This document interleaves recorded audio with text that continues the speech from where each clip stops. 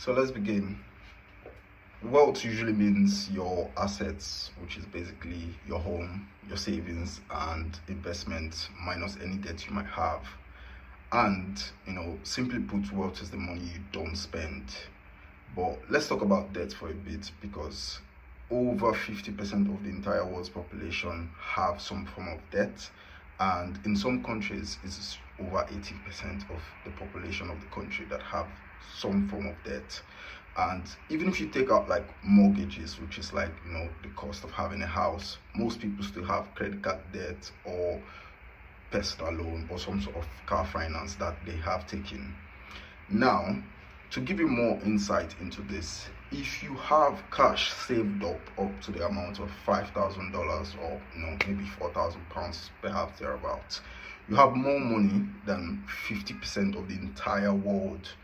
And if you do have over $10,000 saved up in your account cash, you have more money than 60% of the entire world. And the more you gather, then that number increases or decreases as it goes. For example, if you have just over 90k, this puts you in the global 10% of the world. Now think about this really deeply. There's 8 billion people in this world, and 10% of 8 billion is about 80 million. That's more than the population of some countries.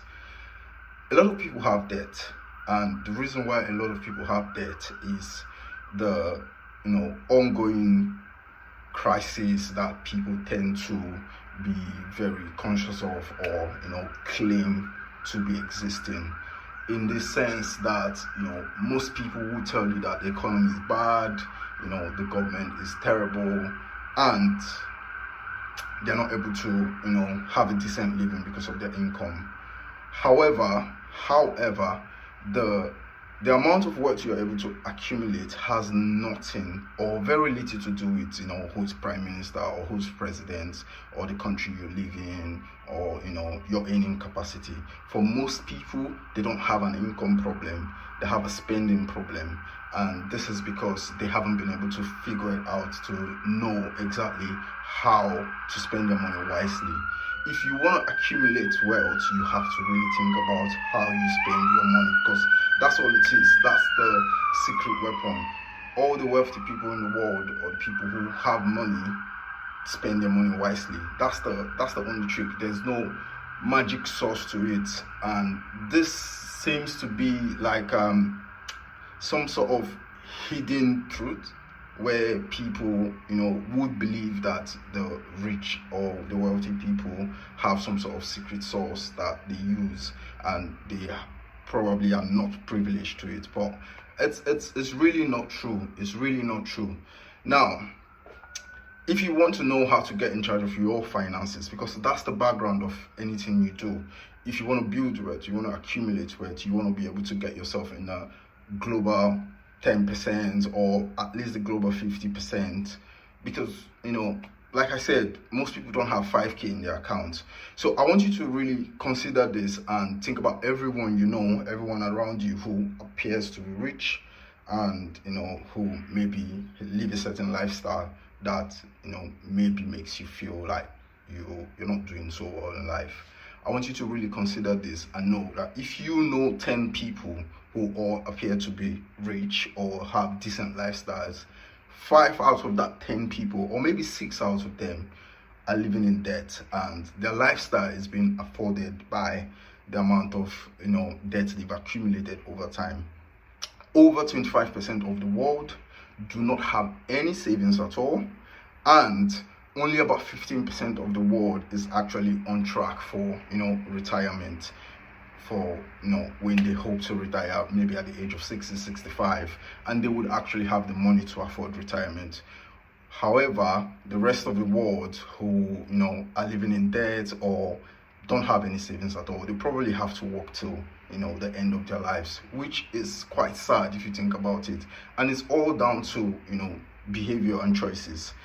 If you want to accumulate wealth, because really the amount of money an individual has is a measure of their choices, and it comes down to three different things, patience, frugality, and sacrifice. These three things, I'm going to repeat them: patience, frugality, and sacrifice. If you can't be patient, if you can't be frugal, and if you can't sacrifice, you most likely won't be able to build wealth. And there's no magic sauce, there's no extreme pathway that you might have to go, or a secret ingredient that you might have to add to your life at the moment. If you make your research, you will find that most of the high income earners, people who earn probably above 100k and above, and maybe your superstars, the artists, the footballers, and people who live what we call extraordinary lifestyles, what you find is as extraordinary that as their lifestyle is, that is the same way their spending is. So I did a research. I asked a few friends and colleagues at work, and we had a conversation, and this was like ranging from people earning the minimum wage in the UK where I live, which would give you about less than £2,000, and the average income in the UK, which is about £2,000 a month, and compare that to people who are probably like the high income earners, people who probably take home anywhere from 4 or 5k and above monthly. What you find is people's spending habit is often relative to their earning capacity. So people who earn over 10k a month, 5k a month, you find that usually they spend around 5k a month and 10k a month, which is quite sad, because if an individual who earns minimum wage or just about that is able to live and survive on the same country, on the same planet Earth, with someone who earns a ridiculous amount of money, what is the difference between their lives? Because in my experience, most people are not content. Most people always want more. So it doesn't matter how much money you're able to make, how often you're able to increase your income or earning capacity, as long as your spending follows your earning capacity, exactly behind or maybe in front. People who live in debt, obviously, the only reason you live in debt is because you're living way above your means. So you should learn to live below your means, not even at your means, way below your means. And the wealthy people, you would say, are able to live below their means because they've got so much money. As some wealthy people, I think Warren Buffett himself said he lives at about 5% of his entire net worth. Or some other people, Alex Hamonzi, said he did live at about 10% of his income for a long period of time, and eventually that 10% of income, the difference between that was what he was able to save and invest over time. Now, if you live small enough, long enough, eventually you're going to be big enough soon enough. I don't know how I'm going to put that, but I'll repeat that. If you live small enough, long enough, eventually you're going to be big enough, long enough. It's all about budgeting. That is the secret spice, budgeting. If you make £2,000 or $2,000 or whatever it is you make a month, and I increased your income by giving you additional money, let's say you earn £2,000 a month and I gave you additional £1,000 a month. In about 6 months, for most people, what happens is their spending usually goes up from about £2,000 a month and gets up to £3,000 a month, and that brings them back to the rat race of living paycheck to paycheck. What you should be aiming for really is to use the money they pay you at your job to save yourself and remove yourself from this life where you actually have to go to work or probably do something you don't like. Now, if you have any interest in retiring early at all, then you definitely have to be investing. There are only 2 ways really to make money, which is you sell or you invest. And right now, if you have a job, you're selling a service, and you probably are not investing, or maybe you're investing but you're not investing well enough or aggressively, and you should be investing aggressively. Now when you do your budget, you should have these numbers in mind: 50 30 20, 50 30 20. I'll repeat that. Now 50, 30 and 20. 50, which is 50% of your income, should be going to your needs, which are essential, and 30 should be going to your wants, and 20 should be going to your savings and investment. However, if you want to be a bit more aggressive, you could switch these numbers up any way you like. Now, your needs are your essentials. This is truly what we need to survive, what every individual needs to get by, which is basically your housing, transportation, feeding, and clothing. Those are essentials. Think about it this way: if for any reason there was a natural disaster in your region, in your country, wherever you are, if there was a natural disaster for whatever reason, what would you need to survive? Those are your needs. It's not your fancy car. It's definitely not your fancy house. It's definitely not your your toys, your gadgets, the multiple electronic devices that you've accumulated over time. But the essential things you need to survive should be where you should concentrate on. Now, if you want to make a budget, what I always advise people to do is go into your bank account and look at your spending for the last 3 months. If you look at your spending for the last 3 months, I want you to take notes, possibly write everything down, and identify what you spent your money on, how you spent it, what it was for. Was it essential? Was it a want? Was it like just sort of like an irrational spending, maybe due to peer pressure? Maybe you were feeling down, depressed, and the only way you decided that will make you feel better was to spend a whole lot of money. Now, when you do this, you will find that most of the money you spend are not actually spent on your needs. They're mostly spent on stupid shit, really. That's what it is. Like most people spend money on stuff they don't actually need. But you should spend money. I'm not advising you not to spend money. You should spend money, because spending money makes life, I would say, worth it. Now, but you should be spending money in a sensible manner, which is you should have a plan. You should have a strategy for how you're going to spend money on your essentials, which are your needs, and then the 30, which I said, which should be on your wants, and the 20 should be on your savings and investment. So at any given time, for whatever reason, you should not be spending all your money. You should be saving and investing at least 20% of your income. Now, this wouldn't make any sense to you at the moment, because maybe you've considered your income and you say, my income is not even that great, and why should I be saving 20% of it? But then, how long have you been doing this for? You probably have been doing this for the last 5 to 10, 20 years of your life, and you've been stuck in the same position and you haven't been able to move further. But if you make a research, your income probably has increased over the last 5 to 10 years, or maybe you didn't have any income at all and now you actually have an income. How did you survive when you didn't have any income, and how did you survive when your income was lesser than what it is today? You have to balance this out. Your goal should be to increase your income and decrease your spending, because your most powerful wealth building tool is your income, and you shouldn't be giving your income away. You really shouldn't be giving your income away. And if you have to spend all your income every time you make an income, you spend it all, and then you have to go into debt.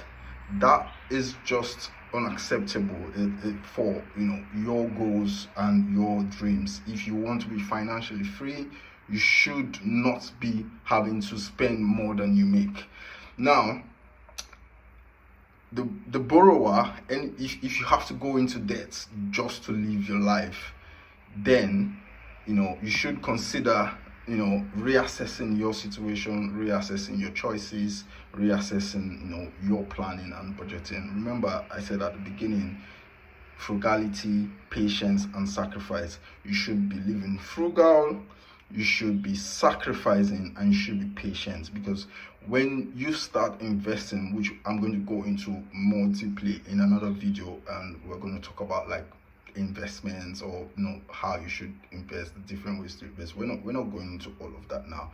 This video primarily is about taking charge of your finances, because that is the foundation of whatever it is we're going to do in the future. Your finances is the foundation, which means if you're in debt, you should be working towards getting out of debt. And if you don't have any savings at all, but you do have an income, you should be working hard towards getting to an income. Now, this doesn't take long to achieve, getting yourself from a financially unstable place to a financially stable place. It's something that most people can do in under a year. In under a year, you should be able to get yourself from this position where you don't have control of your finances and you feel like life is too demanding of you and you just can't handle it. For most people, most people are sick and tired, really. They're sick and tired of having to go to work. Most people are sick and tired of making an income, sorting out their bills, and not having anything left after that. What you need to do is budgeting. And I'm going to make a whole new video about budgeting, and probably help you break down your needs, your wants, and your savings. And you could apply this to any amount, like any income. If your income is in the bottom percentile, or if it is in the top percentile, you could apply this. For people whose income, if your income is in top percentile, then I don't really see any need for you to be spending 50% of your income on your needs, because needs are not that expensive. Most people can afford their needs. Most people, because needs are affordable. Needs are your rent, like I said, your housing cost, your feeding cost, transportation cost, and clothing. So the average prices of these items are affordable to most people who have an income. And if you don't have an income, you should be working towards getting an income.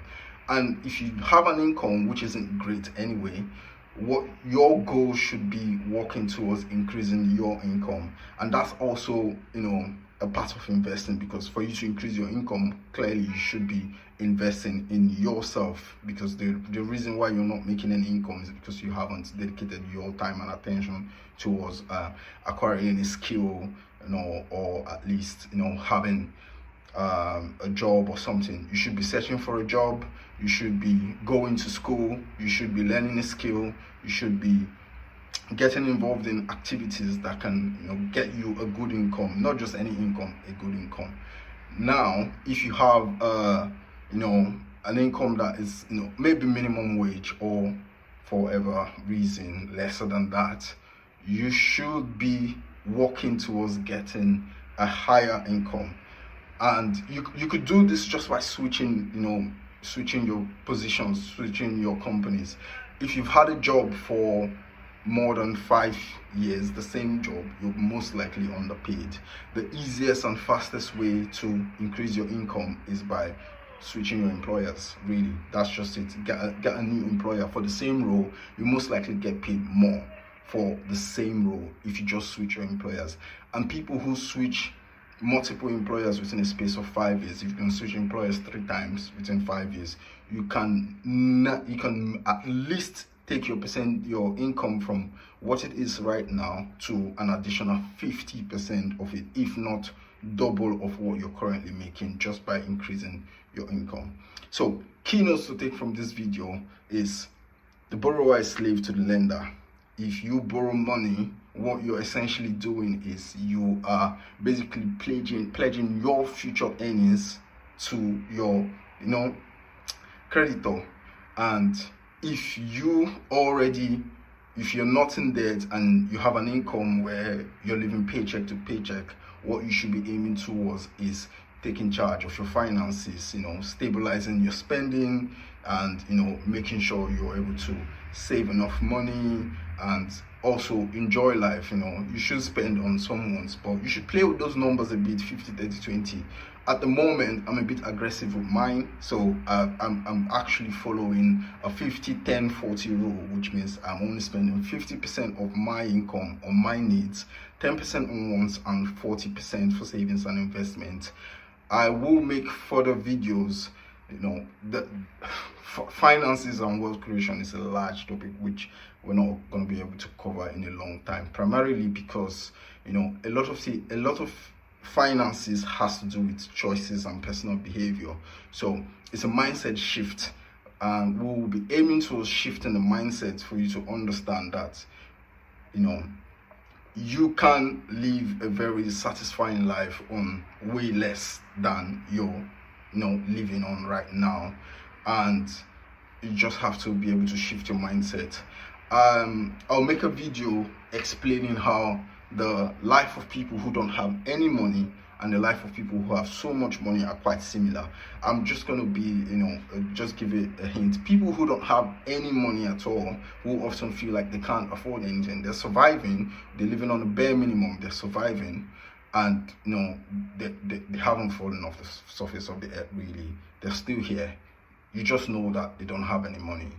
Also, in that group of people, there are people who I call like the disguisers, people who disguise. They have a lot of money, they have so much money, but then they live exactly the way people who don't have any money live. So like I said earlier, if you live small enough, long enough, eventually you'll be big enough soon enough. So imagine how people who don't have any money survive, and you try to strategize your life in such a way that you could live the same lifestyle. You can afford the nice things you want to afford, but you're sort of living the same lifestyle where your spending habits is so down that you have so much money to save and invest. I'm going to go back to what I said earlier. If you save up to $5,000, you have more money than 50% of the world, and if you save up to $10,000, you have more money than 60% of the world. Now, having savings and having some sort of money piled up somewhere, it does this wonderful thing to your mind, because it shifts your mindset from a lack mindset, a lack mentality, to an abundance mentality. And what that simply does for you is magnificent, because when you shift from a lack mentality to an abundance mentality, you make better decisions, you go for better jobs, you're able to say no more, and you have better value, self-respect for yourself, and you probably wouldn't do a lot of things you are doing at the moment that you don't enjoy, but you have to do because you found yourself in this tight space where there's really nothing, or you feel like there's really nothing you can do. So budgeting is key. Spend way less money than you make, and save and invest. These are essentials. And just stay tuned for more. This is just something I'm dropping this afternoon, and we'll go more into other details eventually subsequently. All right, cheers guys, thank you.